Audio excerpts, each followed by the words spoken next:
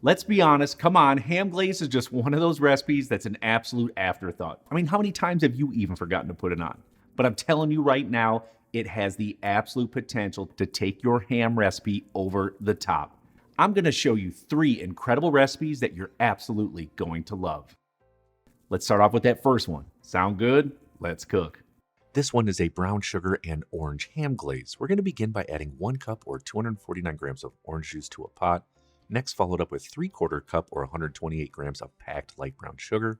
The next thing we want to add in is a half teaspoon or 1.4 grams of ground cinnamon right to that sauce pot.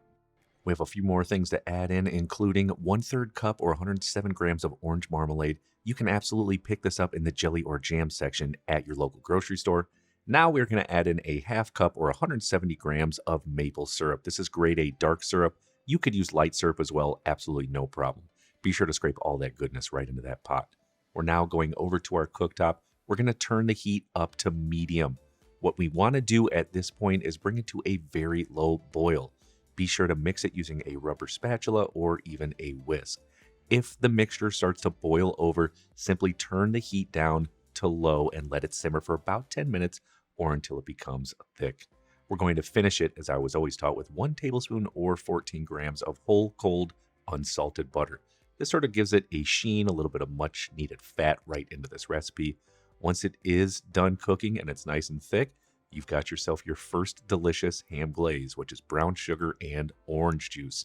And now for the next one. This is going to be a mustard and honey glaze. We're going to begin by adding 1 cup or 248 grams of apple cider to a pot, along with a 1/4 cup or 57 grams of apple cider vinegar. Now what we're going to do is add in a half peeled and small diced yellow onion. You could use white onion or a sweet onion in this recipe. Once that's in there, I've got some finely minced garlic that we want to add in there. And if you wanted, you could substitute out with onion and or garlic granules as well. Now add 3/4 cup or 128 grams of packed light brown sugar right to that pot. And then the last spice we're going to add in is 1/8 teaspoon or 0.25 grams of ground cloves. If you have whole cloves, grind them up and add them in there. And then for the mustards, we're going to begin with a 1/4 cup or 32 grams of Dijon mustard. It has to be Dijon, it cannot be yellow mustard.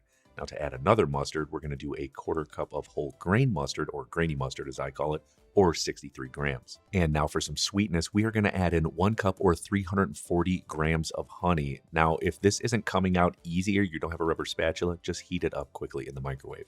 Now take this pot, go right over to our cooktop, and again, we want to heat this up to medium heat. Stir everything until it is combined.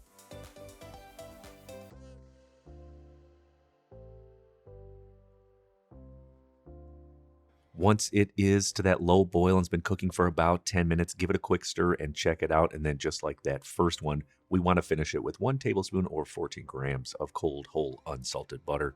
Mix it just until combined. Once it is to this consistency, remove it and you've got one tasty honey mustard apple cider ham glaze. Okay, really quickly, I'm almost positive this glaze would be incredible if you smoked a pork shoulder and put it on instead of the barbecue sauce. Just my guess. You should definitely try it out. Okay, here's the last one. I've got a fresh pineapple. Don't worry if you only have canned pineapple, totally fine to use. But what we want to do is trim this up. So what I always do is slice off the ends and stand it up just like this. And then using your knife, slice it down the sides to remove that outside peel. You also want to go deep down enough to remove those brown spots that are in the pineapple. Now, we don't need to have any nice slices, so don't worry about your knife cuts here, because what we want to do is roughly dice it. So just slice it off the side, do not get into the core, and we will chop enough to get 1 cup or 165 grams of fresh pineapple. Again, crushed canned pineapple will work. Add it to a pot along with 1 cup or 250 grams of pineapple juice, followed up with a half teaspoon or 1.4 grams of ground cinnamon. Next, 1/8 teaspoon of ground cloves or 0.25 grams. And then last but not least, some light brown sugar, 3/4 cup packed or 128 grams. Going over to our cooktop, same exact process. We want to cook this for about 10 minutes over low to medium heat, get it to a nice low boil. You want the pineapple to break down a little bit, add more flavors right into our glaze. Again, finishing it off with 1 tablespoon or 14 grams of whole cold unsalted butter. Stir it just until it is melted. And this pineapple glaze may be one of my absolute favorites. Alrighty, you've got 3 awesome ham glazes. All of them will be so good on a ham. I'm telling you, you should try each one. They're so tasty. Maybe you're wondering, how do we put it on a ham and cook it? Well, I just happen to have a ham. Let's show you how to do it. So I've got a large 6 to 8 pound or 2,721 to 3,628 gram spiralized ham. That means it's been sliced.